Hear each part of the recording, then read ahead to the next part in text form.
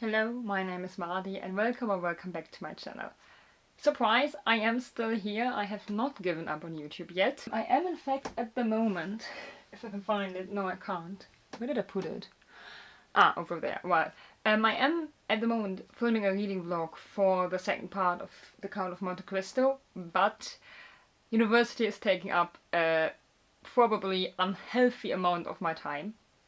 And so that's gonna take at least a month more. At the same time, my time in Ljubljana is already coming to an end. Which means that next month my mother will come to visit me and she will hopefully take all of my books with her. Because I kinda don't want to take almost 80 books with me on a train. I don't think I could actually, that sounds way too heavy. So what we're going to do today is we are going to go through all of the books that I got while I lived in Ljubljana. I already filmed this once, but of course I chose the option without audio on my camera, which I'm not sure why that even is a setting and why it doesn't say that it is without audio, but like that things like those just happen. And let's hope that this time I did in fact choose the one with audio, because I'm never quite sure which one it is. Anyway, let's get going. In no particular order, except I know which one I bought first. I always forget which order I buy books, but in this case I know that this was the first one. It's dirty on the back, that's great. It's Queens of the Wild, Pagan Goddesses in Christian Europe, an investigation by Ronald Hutton. I got this already in September, and this is the only one of these books that I have read. And I read it for the magical readathon, I think it's called, that G from Book Roast does. And so you can actually see me reading this. It's a non-fiction about pagan goddesses, essentially. Ronald Hutton talks about 4 goddesses in particular: the Fairy Queen, the Dark Lady, the... oh god, I always forget how to pronounce it, Cailleach? I think that's a Welsh one. And then the 4th one is Mother Earth. And in the end he also starts talking about the Green Man, where he kinda lost me. Apart from that, it was a pretty good experience. I learned a lot.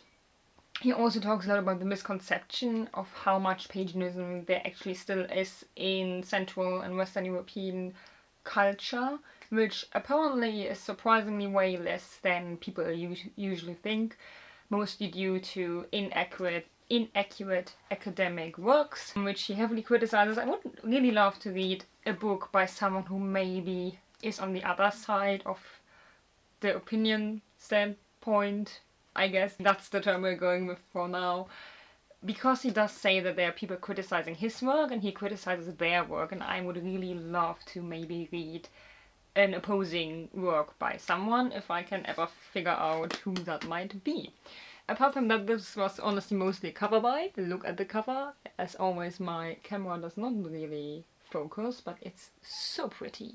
It used to be a lot whiter. I don't take care that well of my books, gotta say. It's probably a bad habit of mine, but also I buy them, so it's my right to destroy them to a certain point, I guess. Anyway, that's the first book done. Did I say how many books it is? I think it's 12 books. I got 2 gifted, which were sent to me from Germany, so I'm not sure if they count. And then I got one while I was in Sweden visiting a friend. We are going to count these anyway though, because I got them in the last like 8 months. Are we gonna ignore any order because I don't know the order. The next one is The Crimson Petal and the White by Michael Faber, I'm not quite certain. I bought this because, well, it caught my eye because of the cover, because I do like, I don't know, for some reason the gold and red colors work really well together, I think. And then it caught my eye, or I opened it and I read the first lines, and that is why I bought it. Watch your step. Keep your wits about you. You will need them. This city I am bringing you to is vast and intricate, and you have not been here before. You may imagine from other stories you've read that you know it well, but those stories flattered you, welcoming you as a friend, treating you as if you belonged. The truth is that you are an alien from another time and place altogether. And for some reason I really like that the author immediately talks to you, the reader, in his first chapter. I did read through some passages later on, and it seems like he does not continue with that. Obviously I tried not to spoil myself at the same time, which is always a hard work if you like to just read random passages in your books. But it did catch my eye. And then on the back I will read the blurb to you. Watch your step. Keep your wits about you. You will need them. So begins this irresistible voyage into the dark side of Victorian London. Amongst an unforgettable cast of lowlifes, physicians, businessmen and prostitutes, meet our heroine Sugar, a young woman trying to drag herself up from the gutter any way she can. Be prepared for a mesmerizing tale of passion, intrigue, ambition and revenge. And the thing is, most historical novels that I've read so far have followed mostly men, which is probably due to me not really liking romance that much. And, well, I guess it's easier to just follow a man if you want to depict certain events in history, because patriarchy, obviously. So I was really intrigued by this, not only following a woman, but also someone who does not seem to be from the high society. I kind of suspect by the name Sugar that she might be a prostitute. On the other hand, I know from horrible histories, which our English teacher showed it to us in English class back in 8th grade or something, and then I just started watching every single episode there is on YouTube. But apparently Victorian names would sometimes just be weird, so it might just be a coincidence. I do kinda hope that it might be a prostitute, because I don't think I've read a book yet where the main character actually was. Well, I haven't read any historical fiction yet where the main character was a prostitute. The next one that is lying right next to me is actually a gift from my best friend. Probably also the person who watches my YouTube videos most religiously. It's A Tale of Two Cities by Charles Dickens. I do have, I think, great expectations by Charles Dickens, and I have already read A Christmas Carol, which is, she basically shot into the dark and hit the mark, because this is like one of the more well-known works by the author that I do not own yet. Or I guess now I do. This book is, as far as I know, it plays in London and Paris as well. And it's about the French doctor Manette and his 18-year-long imprisonment in the Bastille in Paris, and his release to live in London with his daughter Lucy, whom he had never met. It plays around 1859. Or is it from 1859? Not entirely sure. I'm gonna assume, because he was in the Bastille in Paris, that maybe it's like shortly after the wave of revolutions that took place in Europe. I'm not entirely certain, to be quite honest. It doesn't say so, but I would assume so. Also, I feel like this has one of the most iconic openings that there is in books, which is: it was the best of times, it was the worst of times, it was the age of wisdom, it was the age of foolishness, it was the epoch of belief, it was the epoch of incredulity, it was the season of light, it was the season of darkness, it was the spring of hope, it was the winter of despair. We had everything before us, we had nothing before us, we were all going direct to heaven, we were all going direct the other way. In short, the period was so far like the present period that some of its nosiest authorities insisted on its being received, for good or for evil, in the superlative degree of comparison only. Like, I haven't read this book yet, but I know the opening line because it's so iconic. It's really good, and I'm really looking forward to reading it. Also, it's very easy to open, which I really like. Actually, the one I had before, the Crimson Petal and the White, also does this. Like, could we just only produce books where you can, like, do this so that you can actually read them in your bed without tearing the pages apart? I feel like that's actually a very popular opinion, that we should print books more often like that. You know what, we are actually going to continue with the gift theme, because the next book was also a gift and is a weapon.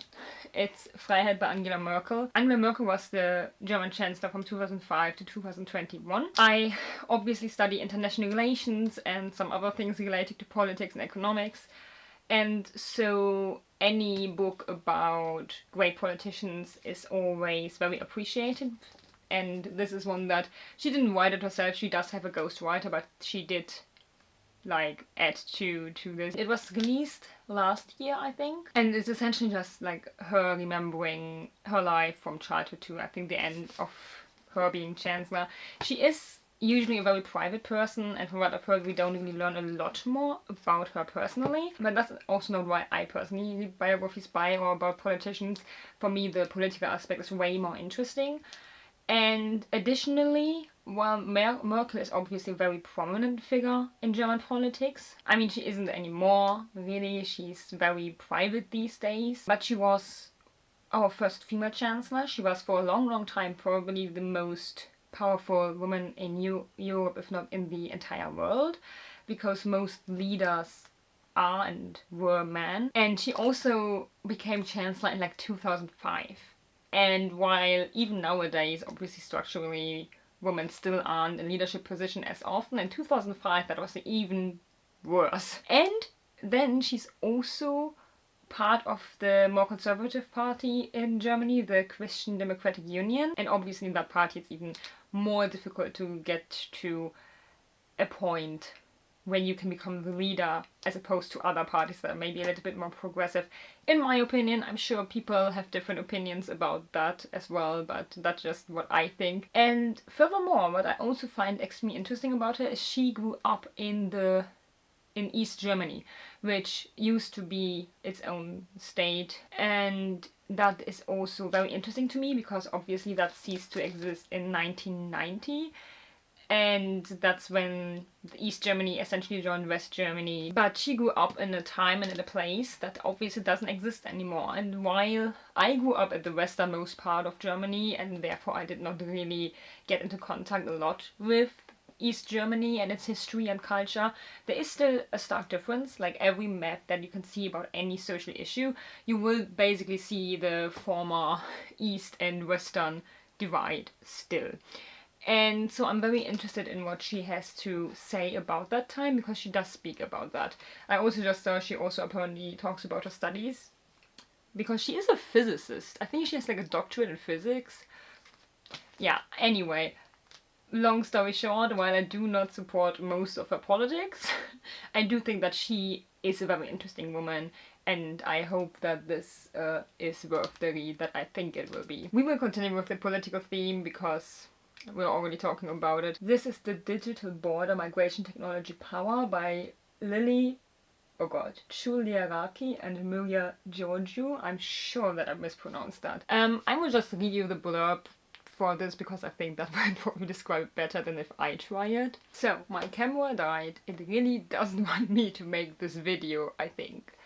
But I hope that it caught me talking about this book. I do think it stopped recording when I was reading the blurb, which is why we're gonna do that now. Taking the case studies from the unprecedented 2015 European migration crisis and its aftermath through 2020, Lily Chuliaraki and Miria Giorgio offer a holistic account of the digital border as an expansive assemblage of technological infrastructure, from surveillance cameras to smartphones, and media imaginaries, stories, images, social media posts, to tell the story of migration as it unfolds in Europe's outer islands as much as its most vibrant cities. This is a story of exclusion, marginalization and violence, but also of care, conviviality and solidarity. Through it, the border emerges neither as strictly digital nor as totally controlling. Rather, the authors argue, the digital border is both digital and pre-digital, datafied and embodied, automated and self-reflexive, undercut by competing emotions, desires and judgments, and traversed by fluid and fragile social relationships. Relationships that entail both the despair of inhumanity and the promise of a better future. So, I am kind of interested in the political aspects behind new and emerging technologies. I did do a paper on the danger of cyber terrorism on critical infrastructure. I have looked a little bit in the digital aspect of migration, not that much because it wasn't really important for my studies yet, unfortunately. I would like to specialize in the technological policy field if possible. A lot of universities, there are not many universities that offer it to begin with, and a lot of universities that do offer it have very high demands for the applicants, so I'm not sure if I can do a specific study or if I'll have to basically do it myself by choosing a university that gives me a little bit more flexibility in what I do, but I would like to specialize in that area. I am very interested in what exactly they mean with the digital border, but yeah, that's this book. So we're going with this one next. This is The Puritans, a Transatlantic History by David D. Hall. When I read non-fiction, I mostly read, I think, historical non-fiction, like history and a lot of politics. I would like to diversify it a little more over time, but right now I don't have the time to read it all, so right now it doesn't really bear thinking about it. I do know surprisingly a lot about religion, considering I myself am not religious, but I get as a, I don't know, I can't have been older than like 12, I think. I read a book about like 10 different very unknown religions. Not all of them were unknown, but they covered religions that I didn't know at the time, and that kind of brought me to reading a little bit more about different religions in other books. And I mean, the Puritans, I think, are just Christians, if I'm not mistaken. But I don't really know a lot about the Christian subgroups yet. I obviously know Catholics because I technically grew up Catholic, even though my family isn't really very religious. And then I also know a little bit about Protestants, specifically Lithuanian Protestants, because those are the ones that lived where I lived sometimes. And then there are some Calvinistic Protestants, but I don't think we really make that distinction anymore as much in Germany. But I don't really know a lot about the Puritans. I don't think we really have them in Germany. At least I don't know anyone who would describe themselves as a Puritaner, I guess would be the German term. This follows, I think, the creation of the Puritans in England, I think. Yes, England and Scotland. And then it looks at Oliver Cromwell, the restoration of the English monarchy in 1616, migration across the Atlantic to the New World, and a perfect reformation, opening the door for other dissenter groups such as the Baptists and the Quakers, and leaving its enduring mark on religion in America. This sounds very interesting to me. I like learning about anything and everything. I think it's important to collect as much knowledge as you can without burning out. Then the next book is finally a fantasy, The Hero of Ages by Brandon Sanderson. I did read the first 2 books. Do I remember exactly what they were about? Not really. I remember the magic world, which is on the magic system. If you consume metals, you can gain powers. Not everyone does, and usually people can consume one specific metal and then gain one specific power from that. However, there are the Mistborn who can consume any metal and will gain all powers that are related to that metal, essentially. And then there is, in the first book, obviously, I won't tell you about the second and third. I mean, I haven't read the third book, but I also want to read you the blurb because that might be a spoiler. I also don't always read blurbs for fantasy books because I feel like, especially with fantasy, it spoilers so much. But the first book, there is the Dark Lord. I think he's just called the Dark Lord. And essentially the idea is that instead of a group of people defeating the Dark Lord in this story, he has already won. And then there is a group of criminals that finds itself together around, what's his name, Kelsey? Something with a K, definitely. He collects this group of essentially criminals. Our main character, however, is Vin, who we follow along for the second book as well, and I'm assuming for this one too. And she is a Mistborn. She is essentially trained by Kelsey, if that's his name, and made into a spy for him. There was something specific I liked a lot about the second book, and that is a character that was mad, crazy, whatever you want to call it. And we did get some chapters from his point of view, and I thought those were really well written and very interesting to follow. I do like characters that aren't quite right in their mind.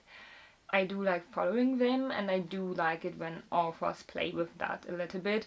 I'm not sure if he will reappear in this. I hope he does. There are a lot of characters that appeared in the second book that weren't really there in the first one, which is confusing to me because I'm not good with names. So I hope Sanderson sticks to the already introduced characters in this one, because otherwise I'm gonna be hopelessly confused. But I will hopefully get to this at some point. I am planning on reading this year. I'm not sure if I'll be able to manage because I don't know how much I will be able to read it all until my bachelor thesis is finished, which won't be until like earliest end of July, I wanna say. Then the book that I bought in Sweden is actually a children's book called oh, but it's in Swedish, so I don't I don't think I can pronounce it correctly. Madicken is kind of related to my first name, because obviously Mardi is not my first name. My parents named me after this character because they're huge Astrid Lindgren fans. I don't use the name, to be quite honest with you. There are a lot of little born pictures in here because, as I said, it's a children's story, and my friend that I visited at the time told me that she had never seen me as proud as when I found this book, which I feel like tells you a lot about me. Next, another fantasy. I haven't read the blurb to this. I will not read the blurb to it because I know that people say it's a great story and it's grimdark, and I don't want to get spoiled. It's The Blade Itself by Joe Abercrombie. Joe Abercrombie, obviously a huge name in the fantasy genre. I have read the, I think it's called Shattered Sea series. It starts with half a C, I think. That series is, funny enough, marketed as young adult. I personally am not sure if I would say it is young adult. It depends, I guess, on your age range. It definitely doesn't start in like the Harry Potter young adult age range, which would be like 12 or 13. It's more of a 16, 17 maybe. Anyway, this is an adult series by him, and it's also supposed to be grimdark, and this one is quite short, I feel like, for a grimdark fantasy series. I'm used to books having like 800 pages, and this is like 530, I think, something around that. Then we have a very small book, Le Fleur du Mal de Baudelaire. I do sometimes like to read in French just to keep up with language.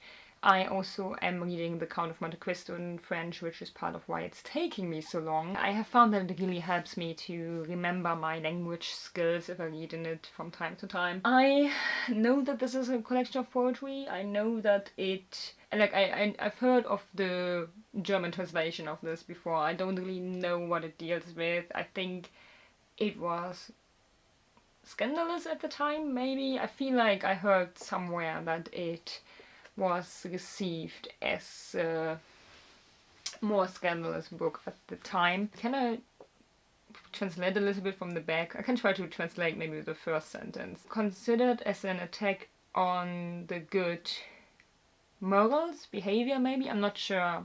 I've never tried to translate from French to English before, so bear with me here.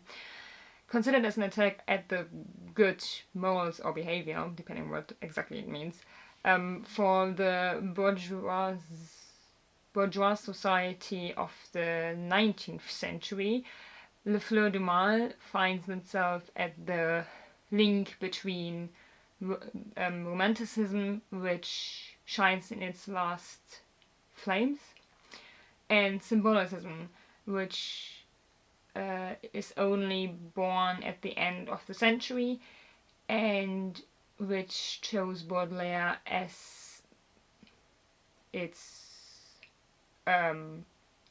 precursor, prestigious precursor. Precursor is a word in English, isn't it? I actually think, or I'm pretty sure it is supposed to be for preparation for when you finish school, because it says Special Bac on there, which obviously my camera doesn't want to focus.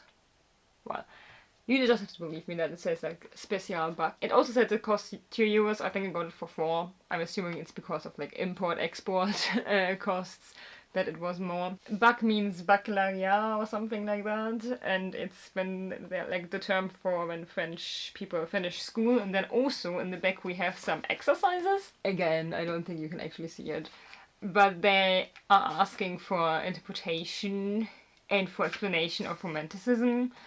Oh, seduction and sexuality. So it was definitely considered scandalous at the time. And like they ask about your ideas and ask you to write little essays about it.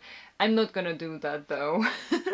I do want to keep up with my language, but not that much. Anyway, next book before we do start getting into the exercises. I got the first volume, the first 3 volumes of One Piece by Oda? Eiichiro Oda. A friend of mine kind of got me into watching One Piece because I asked her for her birthday which anime she could recommend me, because I wanted to know which she had watched so I could send her a birthday present. And she was so happy about it that now I gotta watch One Piece. I'm at episode, I think, 70 or maybe 80, which, considering it's been like almost 200 days since I started, is not a lot, but I mean, I'm not even getting to read at the moment, so I definitely won't watch a series that has over, what, 1,400 episodes? I don't know, and I kind of don't want to know, honestly. But there's one character that I don't like, and I know that he's like a fan favorite. The character is Sanji. I don't like him because he is very much simping, a little bit too much for my taste. And for people who don't know what simping is, which valid honestly, it means that he is really into women, but in a way that makes him treat him like their goddesses on earth, which sounds very nice, but for me it just feels like positive sexism, if that makes sense. It feels like a weird reversal of sexism, but then it's still not good because it's still sexism in the end. And it's also kind of annoying to me because I do think that apart from that, Sanji is a pretty good character. He obviously cares about the crew, he obviously does have traits that make him a likable person, but then anytime he meets a woman he just gets annoying and it feels like he won't be able to get anything done. As I said, I'm only at episode 80, who knows, maybe that changes. My friend told me that she thinks that there's an explanation for that. I can't imagine what it is. Anyway, long story short, apparently it's still in the manga, but it's not as bad, maybe, hopefully. And if it is, usually I'm better at getting through books than getting through series anyway. So maybe my friend will just have to live with me not having watched the series, but instead having read the books. If I ever get to it, because these are like 20 euros each. And I feel like for 20 euros I could just get any other book that there is and get like 14 hours out of it, and from this I will get 2 hours. And I get why it's so expensive, because obviously drawing it takes ages. But I am still a student, and as long as I am a student, I will try to invest my money in as many hours of enjoyment as I can. So I'm not sure if I will ever get a second of these volume collections. The next one is a science fiction book. I am planning on getting into it maybe this year, and like into the genre of science fiction, because I do think that I would like it. I am, confession, people will once more disagree with me, I am not the biggest Star Wars fan. I watched, I think, every of the original films and then the first two that came out in like the 2010s, and I just never got into it. My family did, but for me it always seemed not boring, just a little bit, I guess, unrealistic. And I can live with a little bit of unrealistic things, but that just, I don't know, I never got into Star Wars for some reason. I might start Trek, because I heard that if you don't like Star Wars you might like Star Trek, so who knows. Anyway, I saw this on BookTube a lot a few years ago. It's Leviathan Wakes by James S.A. Corey, and it sounded good. I will read the blurb to you. In this case I did read it. I don't know how bad the spoilers are in science fiction on the blurbs. Welcome to the future. Humanity has colonized the solar system, Mars, the moon, the asteroid belt and beyond, but the stars are still out of our reach. Jim Holden is an officer on an ice miner making runs from the rings of Saturn to the mining stations of the belt. When he and his crew stumble upon a derelict ship, the Scopoli, they find themselves in possession of a secret they never wanted. A secret that someone is willing to kill for, and kill on a scale unfavorable to Jim and his crew. War is brewing in the system, unless Jim can find out who left the ship and why. Detective Miller is looking for a girl. One girl in a system of billions, but her parents have money and money talks. When the trail leads him to the Scopoli and the rebel sympathizer Holden, he realizes that his girl may hold the key to everything.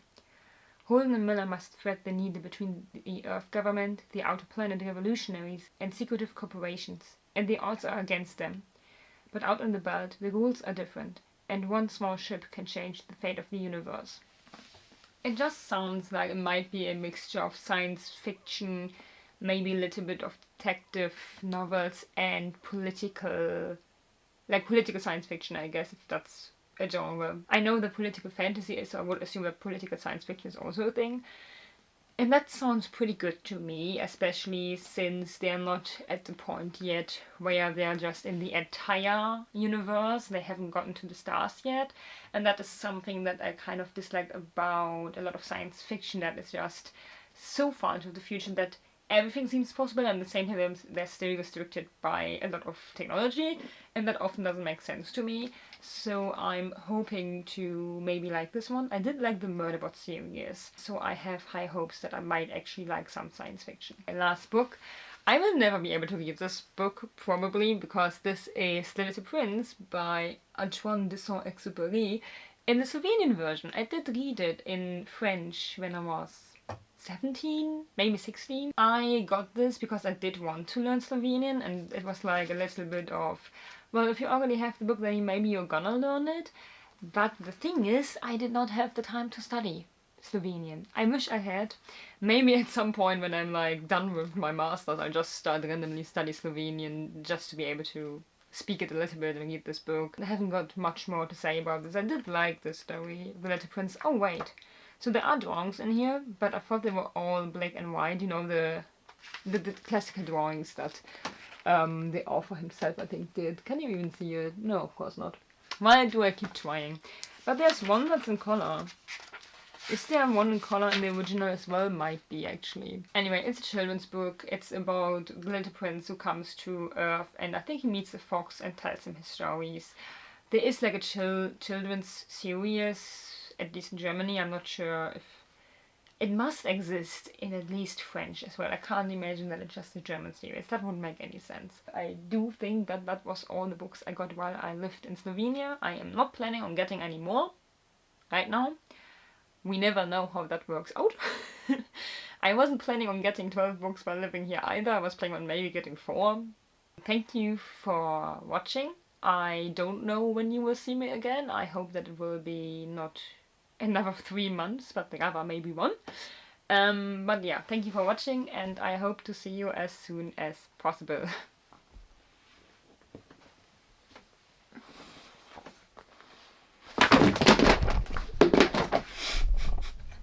Why does that always happen?